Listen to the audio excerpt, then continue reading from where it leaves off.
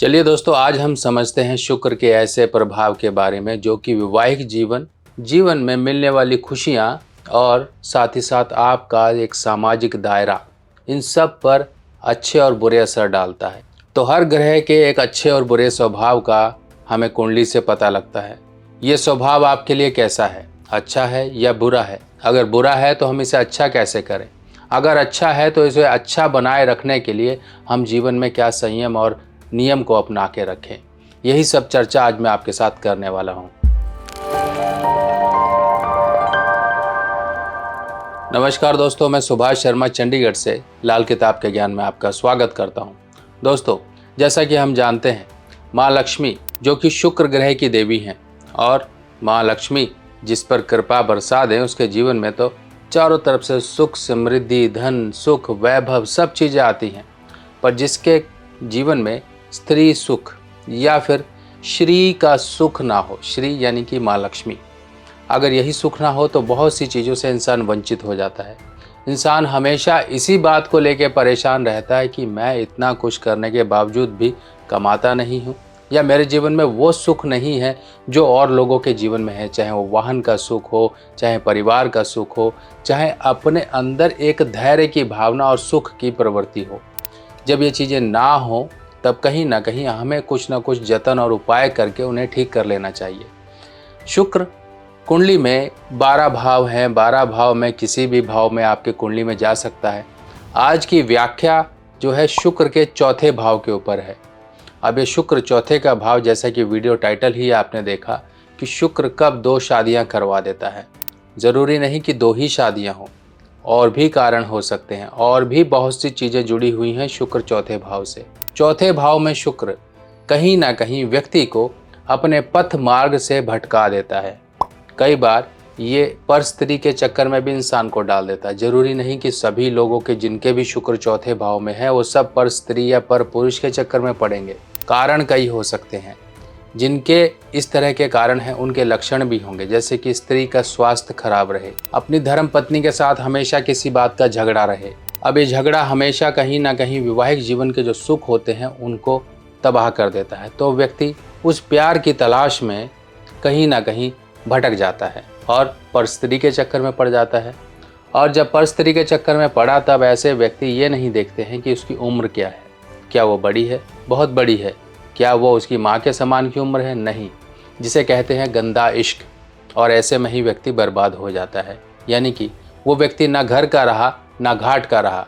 घर यानी कि उसकी धर्मपत्नी, जिसके साथ उसने 7 जन्मों के साथ निभाने का वादा किया था, उसको छोड़कर जैसे ही वो चला तो समझो अपने लिए खुद ही गड्ढे खोदता चला। एक इसमें कंडीशन कही गई है लाल किताब में कि अगर शुक्र चौथे घर में है और केतु 5वें घर में है, तब ऐसे केस में व्यक्ति को संतान भी होगी और उसकी 2 शादियां भी ना होगी, और ऐसा व्यक्ति गलत चक्करों में भी नहीं पड़ेगा। पर शुक्र इंसान के जीवन में ये चीज़ें तब लेकर आता है जब बुध भी उसको कहीं भी मदद देने वाला ना हो। जैसे कि सूर्य बुध का योग बन जाए, बुध किसी दुश्मन ग्रह के साथ बैठ जाए जो दुश्मन शुक्र का हो, तब वो मदद नहीं लेगा।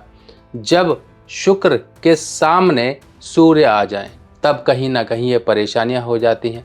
शुक्र की अगर हम कुंडली के अनुसार देखें तो नीच और उच्च राशि के अनुसार भी आपकी कुंडली में शुक्र की क्या स्थिति है उसकी भी एक गणना की जा सकती है।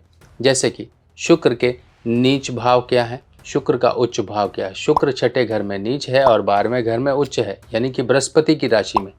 तो यहाँ पर बृहस्पति अगर उसकी कुंडली में 10वें घर में आके बैठ गए और शुक्र चौथे घर में है, तब ये समझ लिए व्यक्ति को चारों तरफ से खुशियां देगा।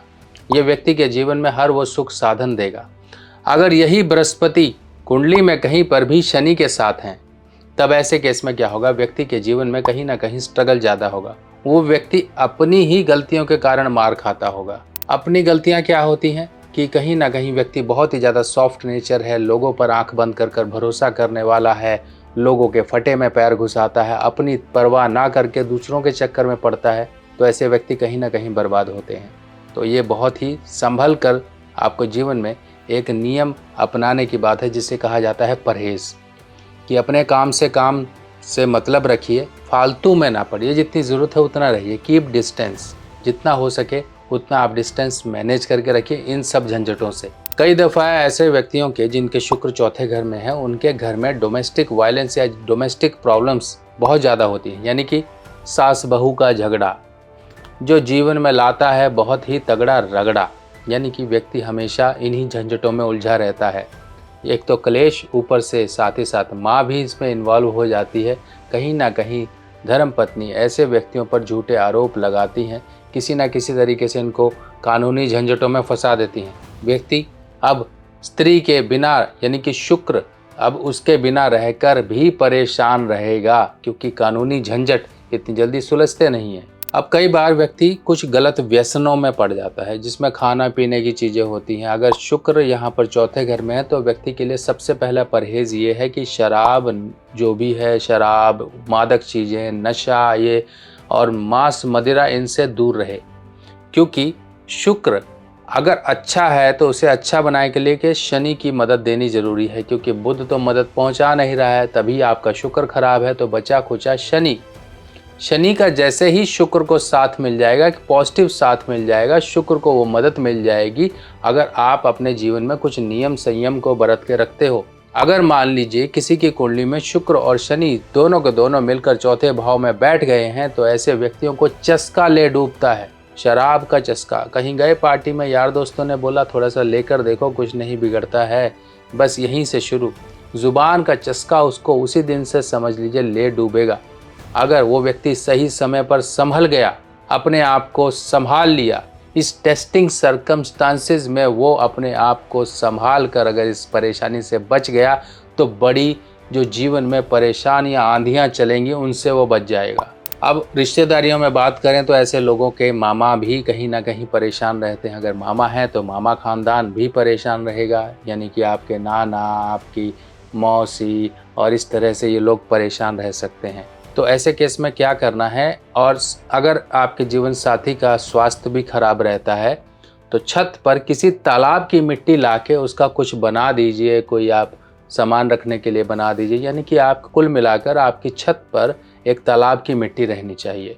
तालाब की मिट्टी का कुछ भी बना दीजिए, चाहे वो लेपन कर दीजिए छत पर जाकर, उसी दिन से परेशानियां दूर हो जाएंगी। और अगर संतान है और संतान भी परेशानी में है, बच्चे को किसी प्रकार की दिक्कत है, संतान नहीं हो रही है, तो उसी मिट्टी के अंदर आप शहद की एक शीशी भी दबा दीजिए या शहद रखिए छत पर मिट्टी के साथ।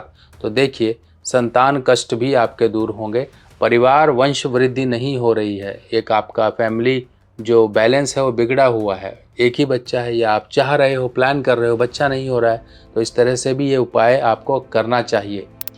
अब देखिए घर का हाल तभी सही रहेगा जब घर पर जो आपकी धर्मपत्नी है वो सही रहे। अगर वही बीमार है तो सब खराब रहेगा, कुछ भी अच्छा नहीं रहेगा। आप भी ड्यूटी से थके आ रहे हो, घर पर पहुँचे हो तो पता लगा वाइफ सिर पर कपड़ा बांध कर लेटी हुई है, तबीयत खराब है, तब आप क्या करोगे? आप खुद ही कपड़े उतारोगे, अपने बदलोगे और फटाफट रसोई में जाके रोटियां बनाने पर लग जाओगे। तब आप कहोगे कि ज़िंदगी झंड हो चुकी है, यही कहोगे आप रोटी बनाते बनाते। ना खुश मन से आपने रोटी बनाई, ना ही आपने खुश मन से वो रोटी खाई, वो आपको तन को लगेगी नहीं।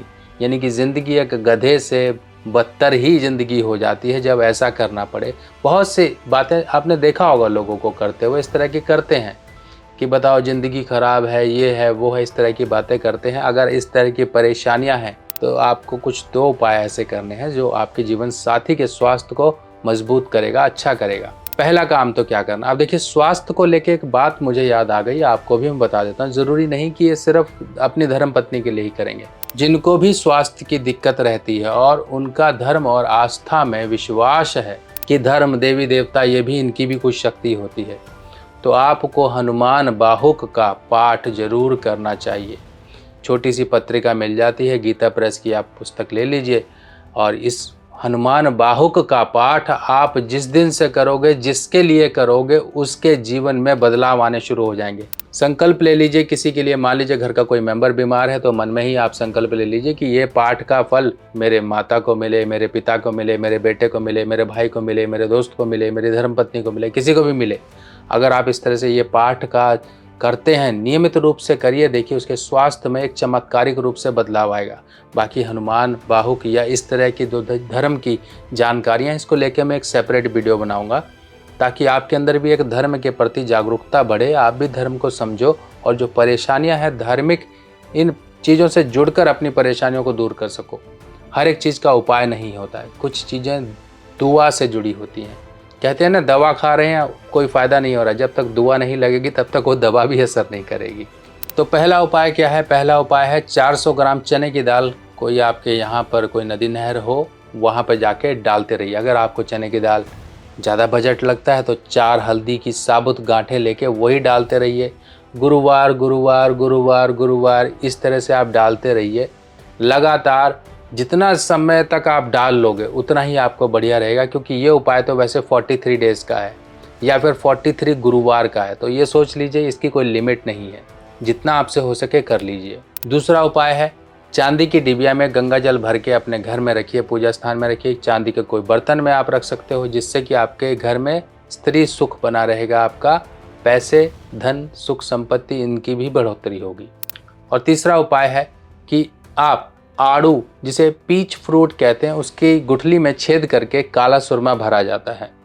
काला सुरमा भर के ये ले जाके कहीं पर भी घास वाली ज़मीन में शाम के समय दबा दिया जाता है। आप इस उपाय को 4 गुठली एक बार में लेंगे, शुक्रवार शुक्रवार शुक्रवार शुक्रवार 4 शुक्रवार लगातार कर दें। वर्ष में एक बार कर दिया करें। वर्ष फल में अगर आया है तो एक ही बार का ये 16 गुठली का प्रोसेस कर लिया, हो गया पूरा। अगर आपकी कुंडली में ही शुक्र चौथे भाव में है तो 16 गुठली का जो उपाय है वर्ष में प्रत्येक वर्ष में भी आप एक बार करते रहेंगे तो देखिए आपको कितना बहुत जल्दी इससे रिलीफ मिलेगा। इसके पीछे लॉजिक क्या है? गुठली और शनि और साथ ही साथ बुध, इन तीनों का और ज़मीन का, इन तीनों का ही ये उपाय एक सम्मिलित होता है। यानी कि गुठली और शनि, काला सुरमा, घास यानी कि बुध और ले जाकर ज़मीन, ज़मीन यानी कि शुक्र। बुध और शनि की मदद दी जाती है शुक्र को, जो आपके शुक्र खराब हो रहे होते हैं।